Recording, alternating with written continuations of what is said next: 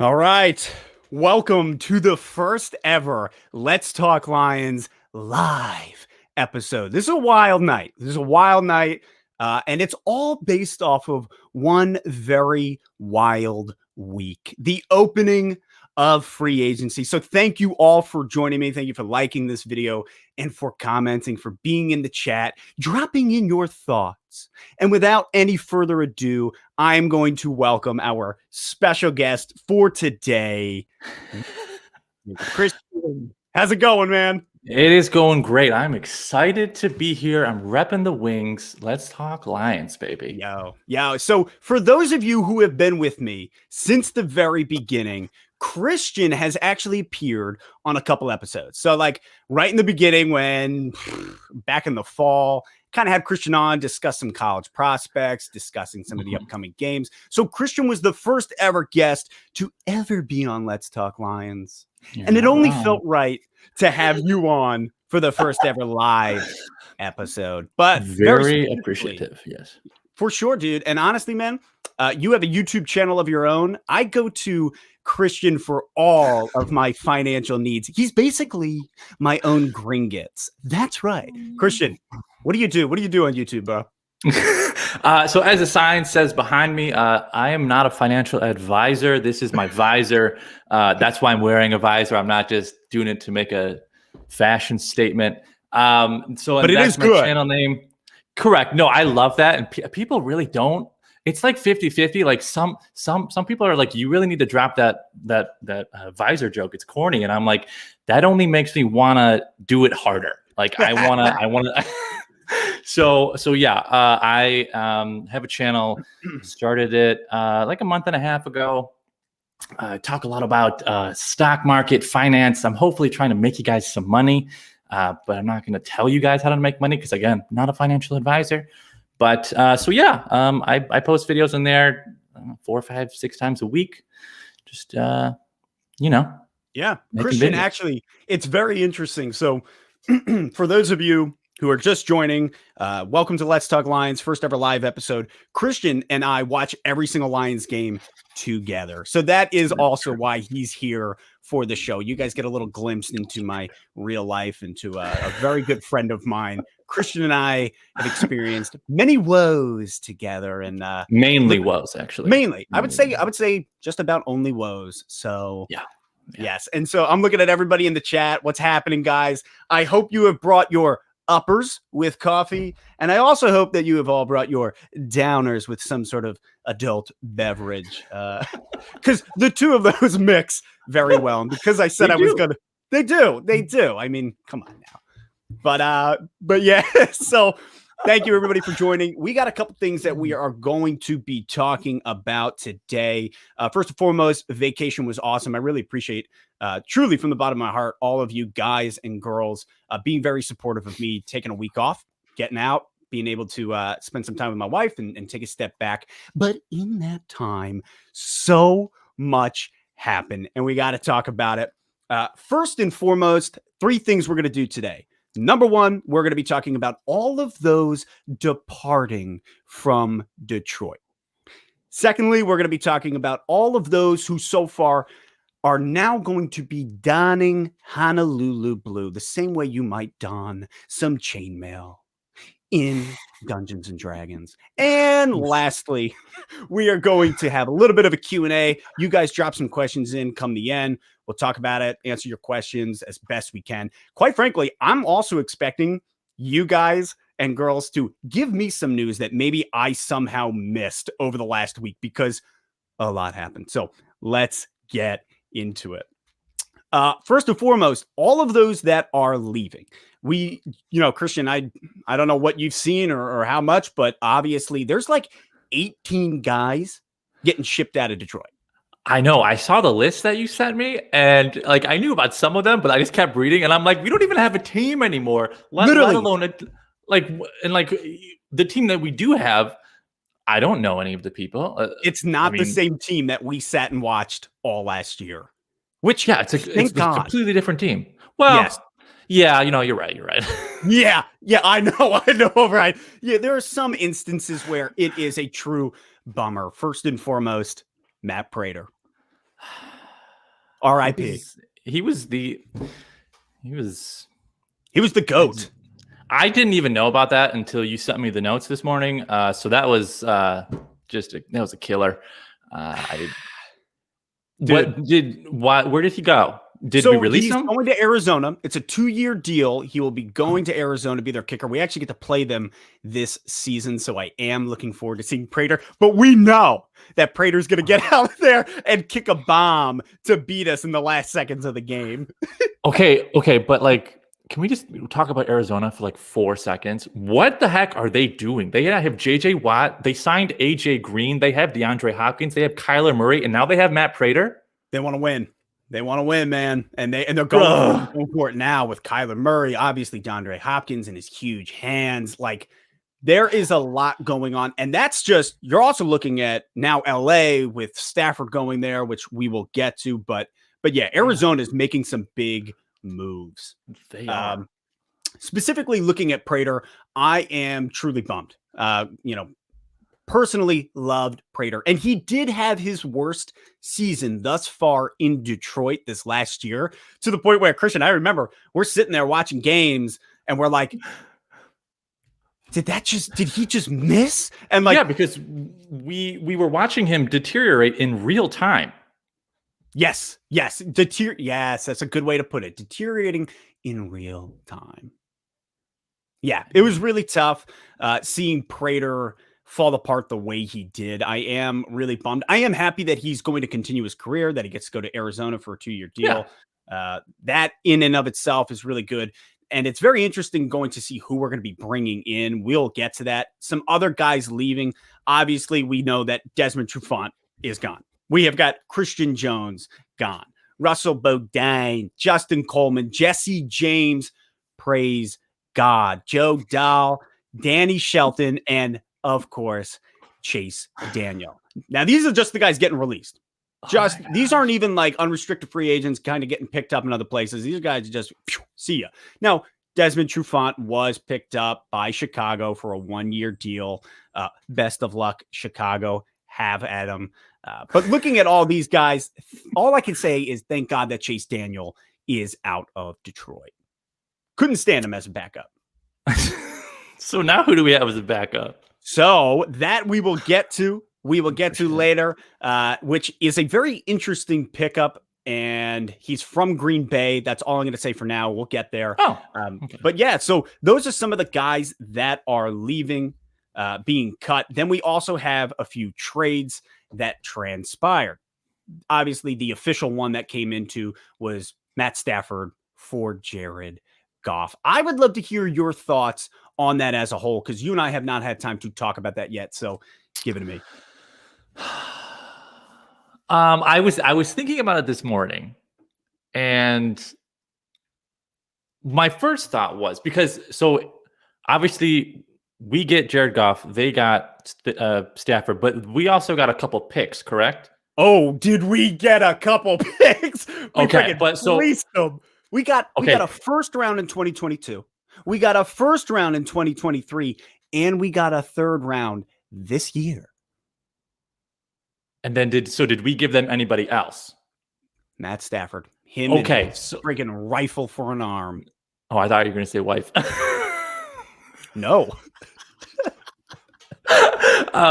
Okay. So the thing that I was thinking about this morning was how often in the NFL you see a trade like that, i.e. a quarterback for a quarterback. Granted, yes, we got picks with it, but just like essentially a franchise quarterback and whatever you want to call Jared Goff. I mean, he was supposed to be a franchise, but he was literally just like a 1-for-1 trade. And I'm like, when's the last time? Because like most franchise quarterbacks, if they leave to another team, it's free agency. Like Peyton Manning left by choice, Brett Favre left by choice, Brady left by choice. And so I think what we saw was very rare. Yes, and it opened up a gateway for all of these other quarterbacks talking with other teams, moving potential trades rather than, like you're saying, just becoming an unrestricted free agent or being a free agent and moving on. It was very, very intriguing. Continue. Yes. As far as Goff, how do I feel about him? I mean, I think he. So like, okay, so if we were to give Stafford like a seven out of 10 in terms of just playability and just a quarterback, which some of you might think that's high and some of you might think that's low. Let me know your thoughts in the chat. And I know I can't wait. I would probably rate Goff like a 6, 6.3, 6.5. So like I definitely think he's a below him, but just a smidge. For sure. And I would agree with that. I would think that, yes, maybe he is below Matt Stafford. Matt Stafford, a great talent. And I think a 7 out of 10 is a perfect fit because, hey, we never won a playoff game. And I know some people are going to say, well, what about the pieces around him? And I understand that. Jared Goff had 4 winning seasons. You look at like what Goff was able to do, or 3 winning seasons, I forget, drop it in the comments. But you look at Jared Goff, and I think he had a good team built around him. However, he didn't fit in Sean McVay's schemes. He didn't fit Sean McVay's puzzle that McVay was building. And so it was very apparent McVay did not want Goff, wanted to get rid of him. And who was the GM? It was Brad Holmes. And so that's why Brad Holmes was a part of drafting Jared Goff, believes in Jared Goff. And that's why I am all aboard the train, like the Hogwarts Express. That's right. 2 Harry Potter references tonight. Where was the first one? When I called you Gringotts, because you're my bank manager. Come on. Oh, that's funny. I watched the first 3 a couple like a week ago, and it felt good. Well, have you read them? Because if you haven't read them, then you haven't even. Just don't watch. What do you think? I digress. Looking from there, a lot did transpire last week. Obviously, Jared Goff, Matt Stafford. I really did want Stafford to at least win a playoff game here to break that curse. That would have been something. But you know what? I look at a guy like Jared Goff, and I don't know if you watched his press conferences, but just the other day, he is the most calm and cool collect quarterback I have seen in a very long time. Like, he just everything was super matter of fact, super mellow, super calm. And I was just like, I just feel like he's ready to get to work. I really do. Which from there, getting to work, unless you have anything else you want to say about Jared Goff, Matt Stafford. Well, I want to touch on Sean McVay and how he didn't fit into his scheme. Sure. I heard some things about like how much they didn't want Goff there, and how they made it known that they didn't want Goff there. Yeah, because like he talked about how like coming here was such a different environment, and it was nice, and it just was completely different. Yeah. And I'm like, he's wanted. And that's the thing. You can see that Holmes, that Campbell, that they are actually giving him a home and a place to play for that says, we want you. We believe in you. And I don't believe that McVay did. I don't think he ever did.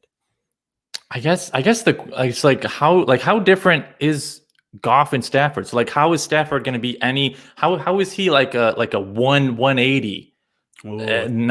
That now all of a sudden, like they're not that different. I mean, when you look at Stafford, you look at his arm, you look at what he's able to do. Goff, I think, is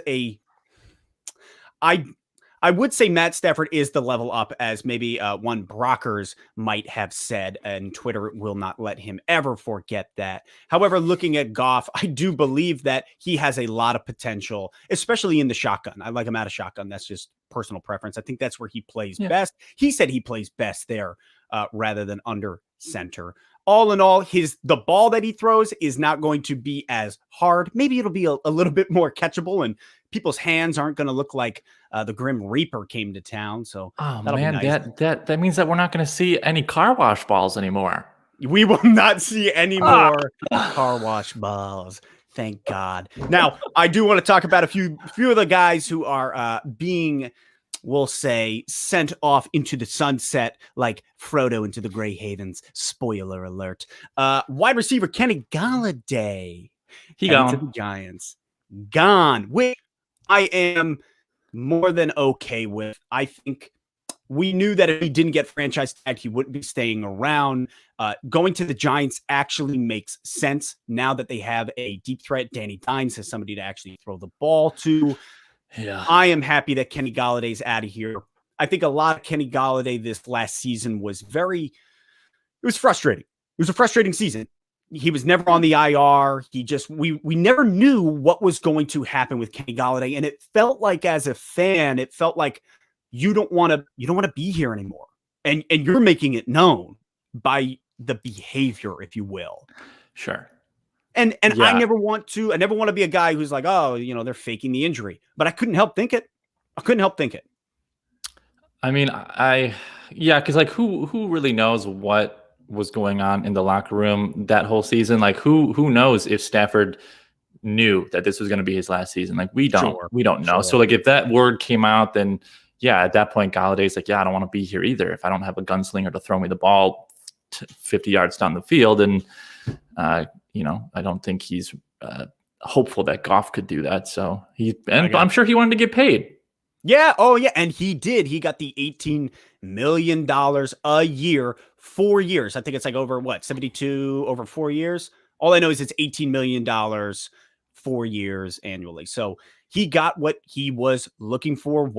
If we franchise tagged him, it would have been at 16. It was too high. We couldn't afford that. Which does make me wonder if the report and rumor is true that Kenny Galladay was offered 18 mil last year and that he turned that down. He just didn't want to stay in Detroit? That's my only thought. Yeah, no, that's that, because like while New York is not LA in terms of weather, New York is still a very desirable city. There's a lot going on. Yeah. So high value market for sure. Yeah. And so while the Giants aren't, becoming the Cardinals and, hoping to make a run, it's still going to be a fun time. Theory. So in theory, and according, we're also, you look at it. So there goes wide receiver Kenny Galladay, 2 other wide receivers to leave, Marvin Jones Jr. and Jamal Agnew, both heading to the same place, Jacksonville. Where they're going? Yeah, they're going to the Jags, both guys. That doesn't feel good. Yeah, and we knew that Marvin Jones didn't want to play here anymore. He made that clear, so didn't phase me at all. Jamal Agnew, I wanted to keep at least for 1 or 2 more years. However, there he goes. See you later. Jared Davis heading to the New York Jet Skis. That's a bummer. That's a huge bummer. In fact, that one really caught me by surprise. I expected to see Jared Davis stick around because Dan Campbell spoke, highly of him. And I think a lot of coaches, when they come in and do their press conferences, they don't want to show their hand. It's poker out there in the Wild West, and they don't want to show their hand. You know what I'm saying? Was the Davis to the Jets? Was that willingly? Was that like a free agency thing, or did he get traded? No, he was a free agent. He was because we declined his 5th year option, so he was a free agent coming into this year. It is a 1-year deal, $7 million. I believe that is the correct number. $7 million, 1 year. Well, so if you put it that way, 1 year to play on a crappy team and you're going to collect $7 million. Yeah. Phew. I mean, come on, worth it. But then you look at it. We have a couple guys, excuse me. We have a couple guys that we're still waiting to hear regarding, some of them being Danny Amendola, Mohamed Sanu. We got Adrian Peterson, which I heard he's in talks with 2 teams today, Everson Griffin and Darrell Roberts. So we are losing. This team is going to be a completely different team than what we saw last year, and that is so exciting. Brad Holmes, Dan Campbell have come in, and they said, hey, Bob Quinn, you see the mess? You see all the Play-Doh that you rubbed into the carpet?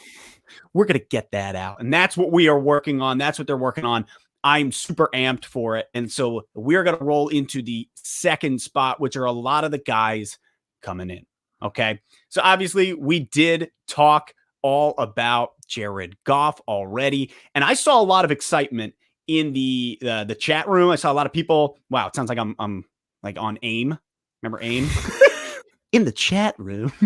I am sorry. For those of you who don't know what AIM is, my God.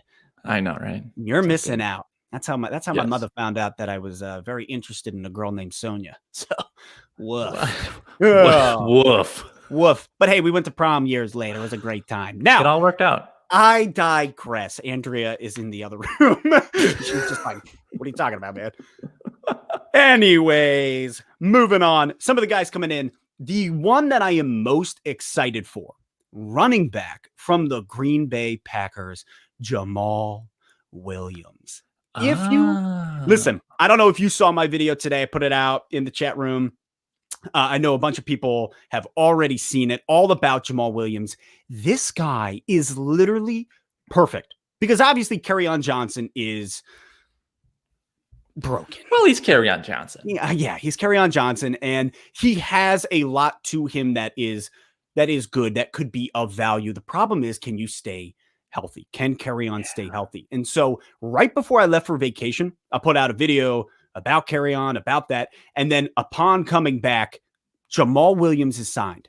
Jamal Williams is the perfect third down back for complementing a guy like DeAndre Swift. That's what he did in Green Bay.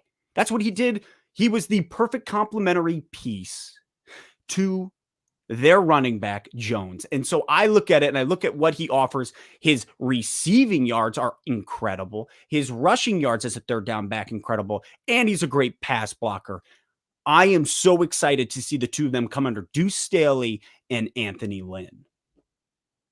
So with the two running backs, as well as our now current quarterback, do you see us being more of a run or pass team?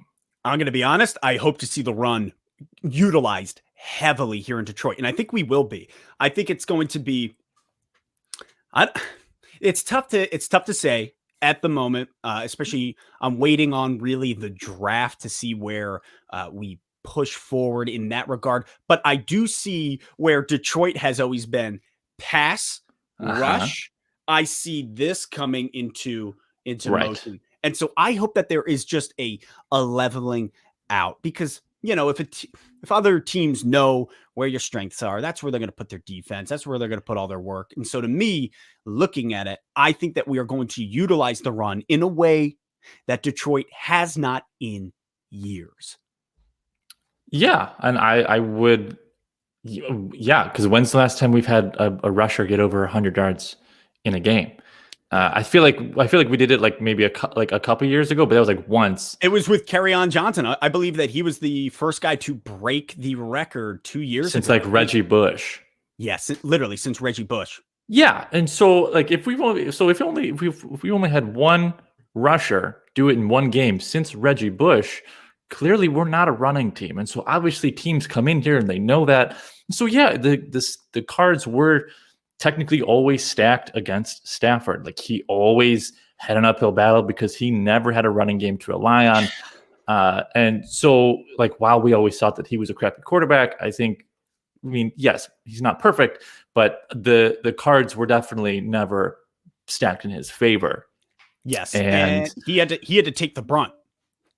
Yes, and to the non educated fan that actually knew that, you know, he doesn't have a running game, they just see that Stafford lost again, basically. Like they don't really know why. So like the general consensus, you know, maybe that's why people aren't super fond of Stafford. But yeah, I think having, and granted, it's hard to say for the passing game because we have what, like one receiver, two receivers. Well, so that's where we're going to be getting into now. We got a couple receivers that we picked up. One of them, I put out a video probably right before vacation. Terrell Williams coming out of Vegas, coming from the Raiders. He didn't play at all last season. He was injured all year. I think it was a shoulder injury, if I'm remembering correctly. All I know is he was out all year. And I think that he is going to be an excellent solution for us because at the moment we have Quintus Cephas, right? Or that's what we had before going into this week. We had Cephas, and Geronimo Allison. So then we pick up Terrell Williams. But since then, we also snagged Perriman, I believe Brashad Perriman from the Jets. Now, well, here's the thing. A lot of people look at Perriman and they look at him and they say, okay, well, you know that his strength is his speed, right? You know it. I know it. Everybody in the chat, we all know it. Brashad Perriman is extremely fast. That is his number one valuable asset. Now, he did struggle a lot with dropped passes over the years, especially in the beginning. He kind of struggled with dropping the ball often. Now, one good thing about not having Matt Stafford is not having a bullet fly at your neck, Facts. So very catchable balls coming from Jared Goff. Another thing about Perriman is really, can he stay healthy enough? I think that Perriman is going to be an excellent asset to the team. He's only 27 years old. It's a 1-year deal worth $3 million. Last season with the Jets, he had only 30 receptions for 505 yards and 3 touchdowns in 12 games. A lot of people look at him and they go, well, that's not good. Well, please do not forget we're talking about the 2020 Jets. Yeah. They were like 0-13, 0-14? Well, they ended up going 2 and 14. Right. But up until that point, they couldn't even lose right. They had Trevor Lawrence in their clutches, and they forgot about that. Win. Yeah, forgot about that. That was the worst. Well, I just for those of you watching along at home, I feel bad for those people because I grew up in that area, and I know some Jets fans. And there's some salty attitudes out there, but yes. So. Brashad Perriman, I think, will be phenomenal coming to the Lions. It's a 1-year deal. He had a quarterback that struggled all season. Sam Darnold and then Joe Flacco, the whole kit was brutal.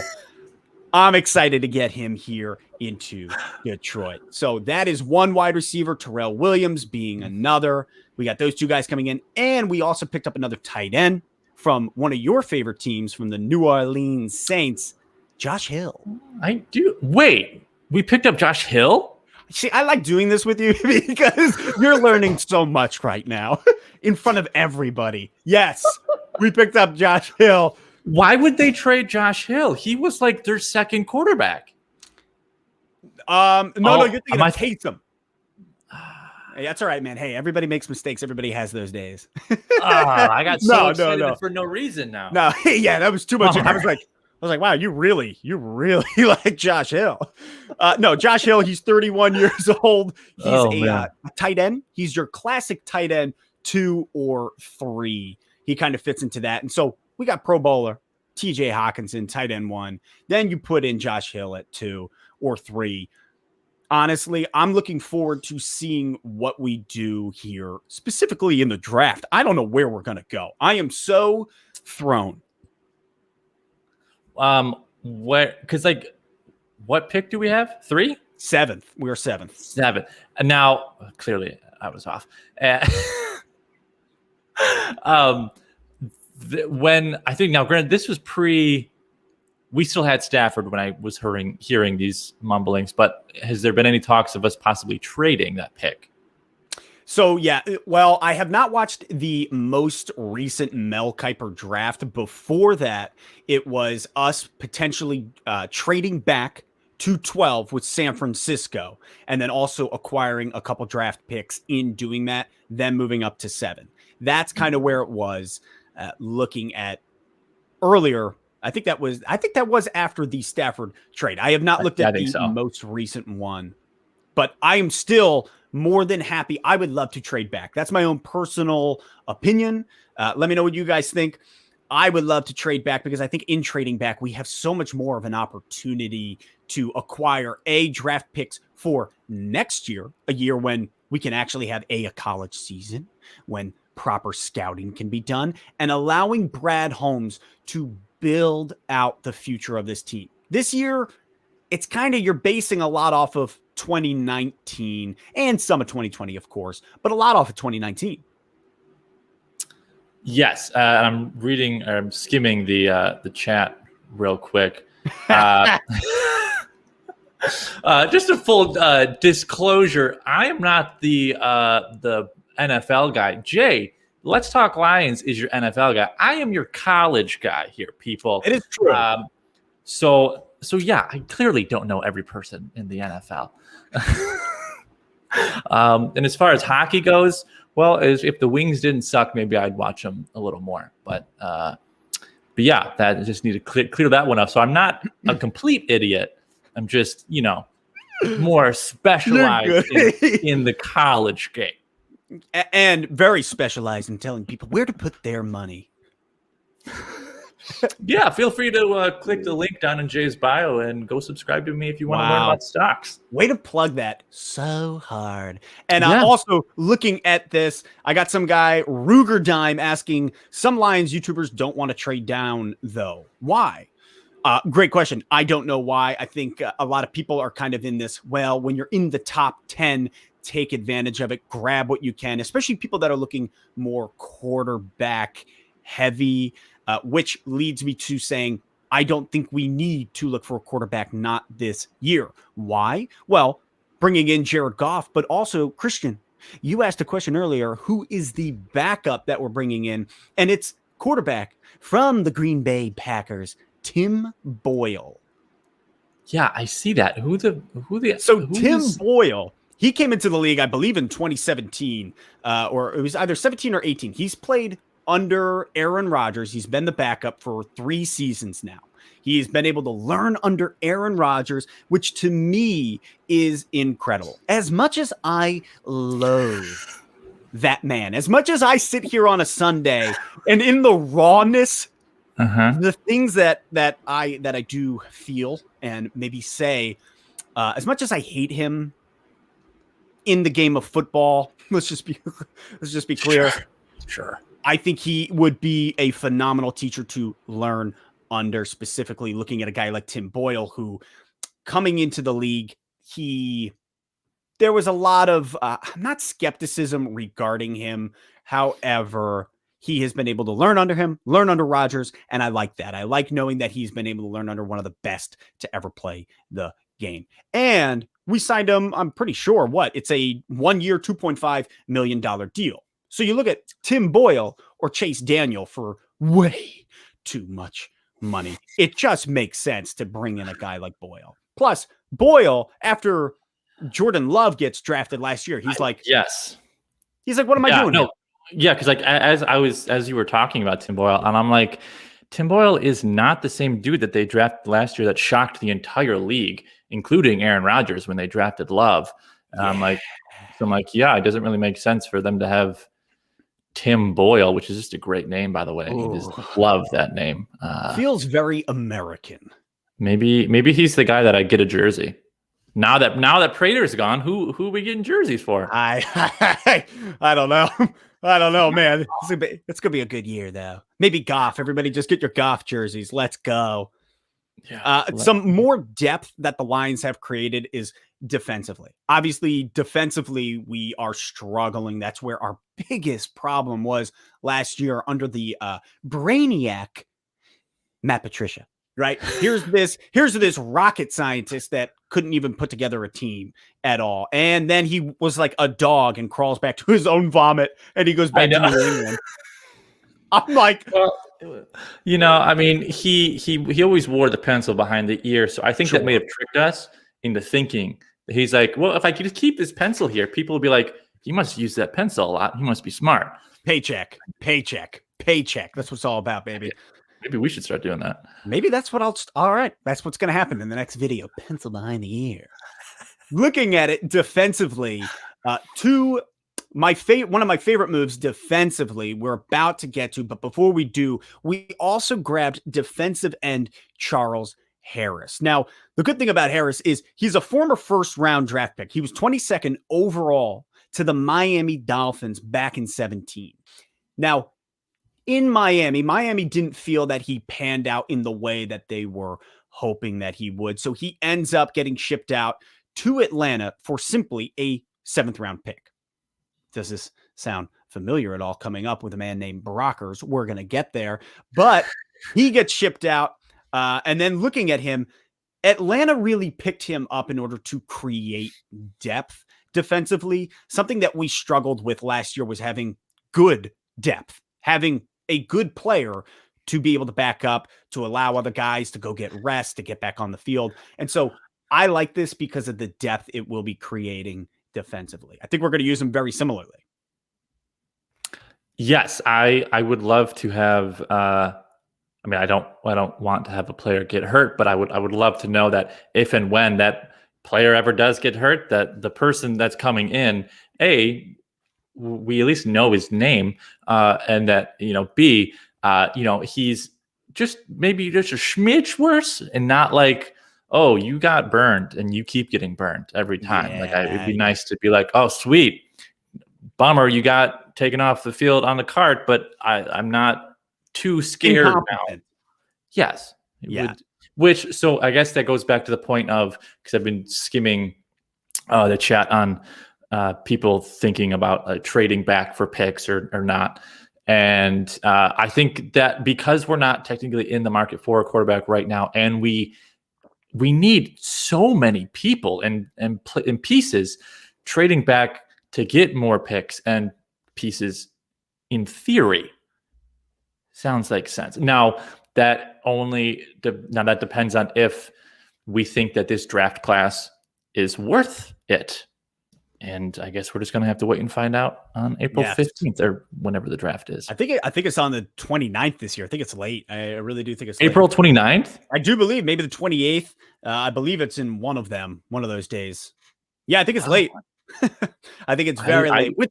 Interestingly enough, for those of you watching right now, Christian will be joining me, and I will have three other guys coming on to the show, fans of other teams as well, to give some perspective. It's going to be a good time. For the draft, we will be live streaming, so be here for it.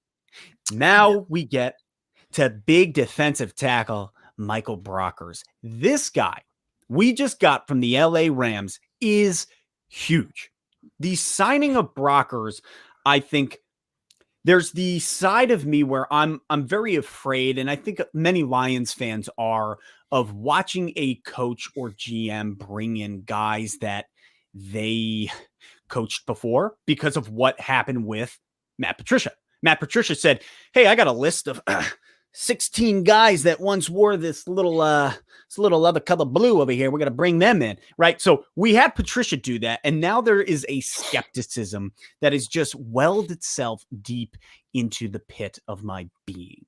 And that's where, when I see LA Rams names start getting talked about, or even New Orleans Saints guys start getting talked about, I do initially cringe. You know what I'm saying? Like, there's an initial cringe of like, please just don't bring your old cronies here. However, I think Michael Brockers is an excellent decision bringing to Detroit. And I'm going to be putting out a video very specifically about him, but looking at what he was able to do over his course of time in LA and what we got him for, insane. We sent them our 2023 7th round draft pick in exchange for Brockers. Just outrageous to me. Outrageous. I think that is a steal on our part. 7-1. That math doesn't even make sense. A seventh rounder in 2023 for defensive tackle Brockers, for a current actual player who's great, who I think still has so much left in him. And when I look at Brockers, and really the deal that we were able to do was such a win-win for the Lions and Brockers. It's a 3-year deal, $24 million. However, the way that the Lions structured it was so that we wouldn't take such a brunt or like upfront hit immediately. I think he gets it's a $5.9 million signing bonus. And then this year, 2021, it's a $1.1 million base salary. Then you're looking at 2022, it's $7 million. And then 2023, it's $10 million. So we were able to spread it out. When I say we, obviously, management, leadership, us, obviously, right, I did the hard work. And I went to my financial advisor, who's not a financial advisor. We're the ones that structured the deal. Exactly. But it allows Detroit not to be hit heavily right now. It opens up cap space. And then, especially in a year where the cap is down to, I think, $182 million, $183 million. So the signing of Brockers, the signing of Williams, Jamal Williams as a running back, so much of it, and I was looking at people in the chat, even talking about it, so much of it points to, it feels like, as much as the Detroit Lions, in my mind, there's this rebuild mentality where 3 years from now, we're a good team. It feels like we're gunslinging for a wild card potential this season. Now, really? You think now, wild card this no, season? No. Hear me. It feels like we're hear me. It feels like we're gunslinging for one. I'm not saying we make one. I'm saying it really feels like leadership that all of, from Sheila down, are attempting to get this thing going now, kicking it into high gear now, where we could have a team that goes 8-8, 9-7, maybe squeaks in. Where before looking at this team, I was like 3 to 5 wins feels manageable. Right. Why do you think that it feels like we broke through the ceiling, or it looks like we're actually starting to try? Or in your words, it looks like we're becoming a gunslinger. Why now? I think it took Brad Holmes. I think it took Dan Campbell. I think it took, truly more than all, Sheila. I really think that Sheila Ford-Hamp taking over the team, and like, she has wanted to be she's wanted to have a position in the NFL since she ever was able to. But back in the 70s when she graduated, I think it was in the 70s when she graduated from college, there were women just didn't have a job in the NFL. And so for her, like, that's what she wanted to do. And now, as she has gotten to take this step in, she is actually changing the face, the culture of this team. Bringing in a guy like Brad Holmes and bringing in Spielman, allowing these men to really reshape this team. That's where it feels like, for the first time, Martha just, it was all about merch. It was about tickets. It was about going 9-7 and giving people hope, but always letting that hope crush them in the end. Yeah. Sheila wants to win. Campbell wants to win. Holmes wants to win. Goff wants to win. It looks like everybody that is coming collectively here to Detroit actually wants it more than anything. And like, I feel like, as a fan, I'm finally not following blindly, could I say, or just hoping. Like, I feel like I'm not just hoping anymore. I feel like, truthfully, watching it as I've made all these videos, seeing the moves that we're making, I'm like, it feels like we're building out a real team. I really think that we're trying to build a wild card team for this season. However, if we don't, nobody will bat an eye. I think every Detroit Lions fan is going to sit home and still be amped on what we see because of how different it is. And it feels like I just talked for an eternity. No, of course not. I mean, you're live, by the way. Forgot. It's funny that you bring that up about how, like, you think that you're no longer relying on hope, like, where, like, you can actually see the pieces now. Well, that's so funny, because as we watch the games together every week, I can just see the hope oozing out of you. And then as like this season goes on, I can just see less and less hope oozing out of you. Yeah.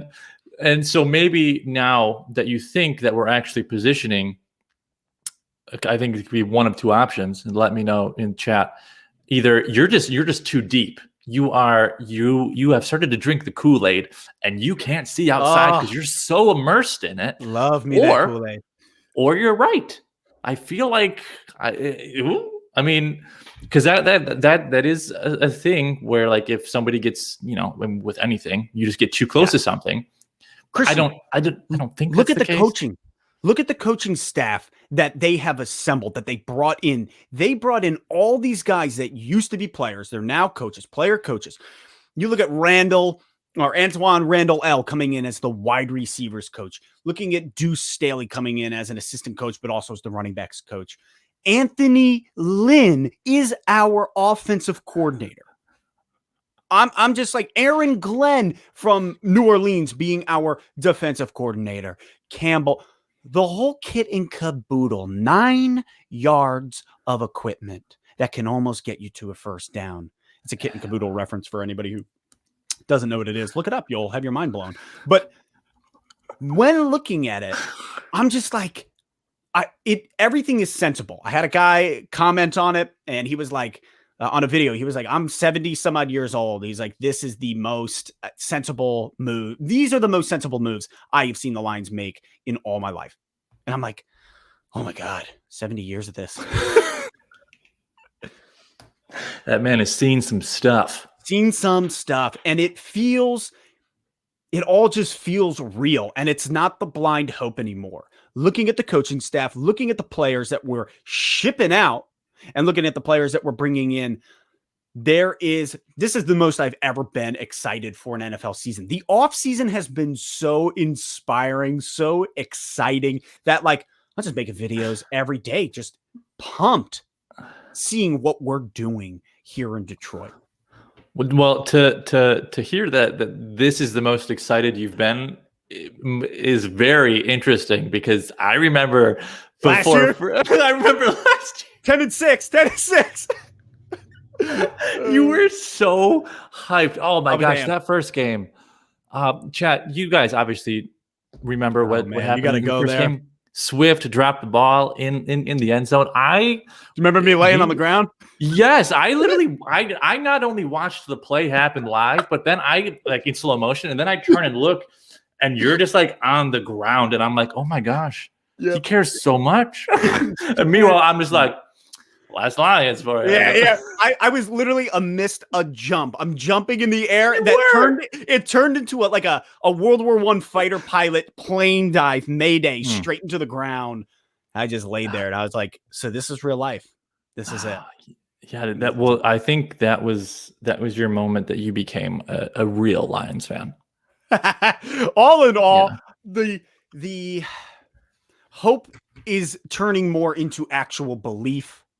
I am excited. I really think a lot of Lions fans are getting their minds blown with what is happening. For those of you in the chat, just start dropping some questions that you might have in there so that Christian and I can get to it. We will happily answer your questions. I just want to also thank everybody for joining me on the first live stream ever for Let's Talk Lions. I mean, is this something that we're going to start doing weekly? Maybe. I'm not going to make any promises, but maybe, as my Uncle Joe once said, and he said that all the time. Anytime I'd be like, hey, you want to go do, can we go do something? He said, maybe. So mostly meant no. That's true. Funny, because growing up, maybe was always a no for me as well. It was a no. And then the one time that it was a yes, it gave you more belief next time where you're like, oh, maybe it's going to happen. Just like the Lions. Just like the Lions any given Sunday. But you know what? This year, I'm feeling something. I'm feeling something special coming up. One other thing that I would like to talk about before we get to the questions is Romeo Akwara getting signed. For that, it's $12 million annually over 3 years. I think it's $39 million over 3 years. Correct me if I'm wrong in the chat. That's just off the top of my head. I am very happy with Romeo Akwara coming back. He, to me, 12 million. I was hoping for a little bit more in that 10.5 million price range. That's where I believe that he is at. However, based off of what we saw with Akwara, he was the only thing on the defense last year that gave us any semblance of a defense. Otherwise, we just looked like the poltergeists up in Hogwarts. I'm just like, all right, well, there goes Peeves again, just through the walls. Friggin' Peeves. What a joke. Let's see. You got Steve DeYoung. Yeah, I talked to Steve once, and he told me, I said DeJong, and he was like, no, that's not it. Sorry, Steve. But I got it this time. How do you feel about the Don Mulbach re-signing? And yes to more live streams. Love it. First of all, thank you. Good to know that you guys are enjoying the live stream. Thank you for letting me know that, Steve. I appreciate it. I'm having a blast. Christian, I hope you're having a good time. I I love the re-signing of Mulbag. I think he is a phenomenal player. He has been with the Lions for 18 seasons. That's too long.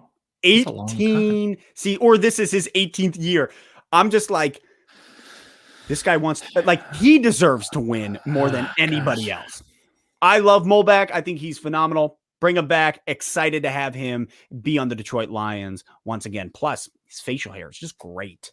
That's good stuff. Sean Jennings, what do you think their current draft needs are? Ooh, great question, Mr. Jennings. Looking at the draft, I think most Let's Talk Lions community individuals, or my little friends, LTL. Oof. Yeah, I know. My bad. I think most people know that I am very partial to Micah Parsons first and foremost. However, I think we do need to beef up the linebacker area, defense over offense. But I am waiting to see more of what transpires over the course of the next couple of weeks leading up to the draft. But at the moment, I think that bringing in Micah Parsons, linebacker, would be phenomenal. If not, if we say we bounce back from 7 to 12 or 7 to 19, if we switch with Washington and let them come on up to 7, if we were to do that and we're at 19, I don't think Micah Parsons is available. So I would hope for Zaven Collins, another linebacker, which I would be very interested in as well. Before I get a question, Alex Smith, he went somewhere, didn't he? Because he got booted out of Washington. Didn't he did get booted. I don't know where he landed. Again, I was gone all last week, so I have no idea where he landed. But real quick to answer Kyle Massey, my man, I am on Twitter. Yes, it is Let's Talk Lions. I probably have like 40 Twitter followers. And it's because I don't really use Twitter the way that I think you're supposed to. I just sort of post my videos. Yeah. So Kyle, I would very much appreciate you spreading the word on Let's Talk Lions like it's the gospel. just different, not like the gospel. Because sure. Those go are ahead. What, we got another question. Lions fan 1, Paulie LFP. Do you believe the Lions can go 7-9? First and foremost, what does LFP stand for? I gotta know. And do I believe that the Lions could go 7-9? Yes, I do.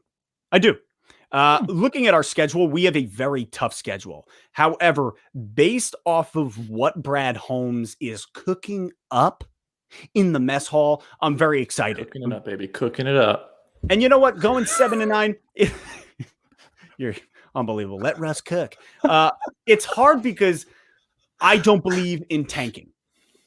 Just simply because of my competitive nature as a human being. I'm very competitive. I play men's softball with Christian here. He knows how competitive I can be out on the field. And so I don't like to lose. Never like to lose. And the idea of losing out for better draft capital is so... It's not great. It's not great. Yeah, it's not great. It's not great. And so do I believe that the Lions could go 7-9? Yes. The reason I'm bringing up losing out, that idea, is some people are saying, well, why don't we just lose out, get a higher draft pick next year, accumulate all of these other draft picks that Brad Holmes is getting, and then move forward. And the way I look at it is I always want to compete. I always want to see the Lions get out there and play the best they can, especially because I do believe that we have the potential to be a wild card team this year based off of everything that we're seeing. Now, am I going to sit at home week 1 and be like, yeah, we're wild card like I was last year? Yeah. No, not this year. However, if it happened, I got the joy down in my heart. Where? Down in your heart. I just scroll up a few for this one. Actually bleeds into perfectly what you just said. Craig Petzinger, do you think we can take the 3rd spot in the division or possibly the 2nd? Yes, I do. The 3rd spot feels definitely much more affordable, especially with Chicago. I mean, I think Chicago is falling apart before our eyes. I mean, I know Mitch Trubisky just signed with the Bills. I don't know if you heard that. Wait a minute. Yeah, back up for the Bills, which I texted my brother, huge Bills fan, and I was like, so help me God, if you guys win the Super Bowl and Mitch Trubisky gets the ring. He gets a ring, I would be so pipped. I'm talking like Pippin in Minas Tirith. That's right. Another Lord of the Rings reference for you all. Wait, so they're sticking with Foles?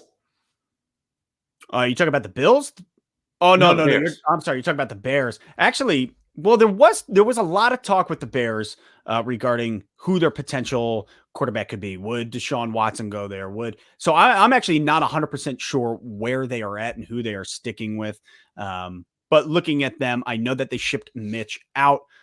Quite frankly, over the last week, I don't know. I would love that somebody drop that thought in there. I'm very, very interested in who they're. Yeah, because I'm thinking, what's his name? Carson Wentz just went to Indianapolis, correct? Yes. I believe he did. And then Cousins is still in Minnesota, correct. I believe. Yeah. So do I see us taking the third slot? Yeah. And you know what? I think the Chicago Bears signed Andy Dalton. Okay, so basically just an older version of Mitch Trubisky with red hair. Yes. Yeah. So will they be looking in the draft for a quarterback? Probably. That'd be my guess. I think we could take two. You think we could take one as well? No. I think we could finish in second place in the division. Yeah. Well, I think it is possible. I really do. And it all depends, though, when you look at our schedule. We're playing the NFC West. We are playing the AFC North.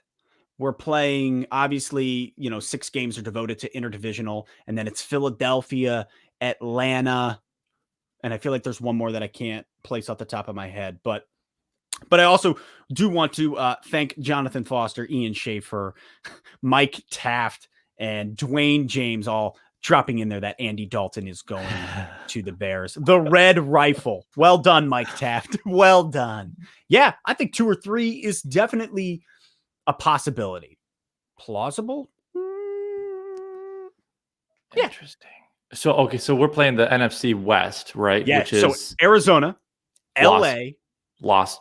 Well, hey, we beat Arizona last year. I mean, now they got okay. They have everybody that they didn't have last year. Yeah, are we going to LA for this game? Are we flying out there? Are you flying us out there? Is it in LA? It's in LA. Come on, you want to take me? Say it here. Say it here live. I'm not going to say no. All right, that's fair. Because it would make a pretty decent video, and technically we could write it off as like a tax. Look at you. Not a financial advisor, Christian, bringing it in. You can find his YouTube channel in the description below. He can tell you anything you need to know. I don't hate the idea of taking a road trip, or in this case, flying a plane to LA to go see our boy Matty Staff just rub that football all over our face. It would be very wild. But then again, I don't even know if you can go to games next year. All in all, I do just want to thank everybody for joining this first ever live stream from Let's Talk Lions. Yours truly, Jay, with my man Christian from Not a Financial Advisor. Really, everybody, thank you for being here. I see that there's been 140-ish of you in here throughout the last hour. That's incredible. And quite frankly, I just want to make it very clear how much I really appreciate all of you and all that you guys have given to me, all of the support that you have given to me along the way. I began back in August or September, and wouldn't be here if it wasn't for all of you. So I really do appreciate you all for being here and for being a part of this community that we're building. So, yes, we are. Yeah, yes, Christian, thanks for joining, man. Thanks for having me, man. It was a blast. I love to have you just blow my mind with all of this football knowledge.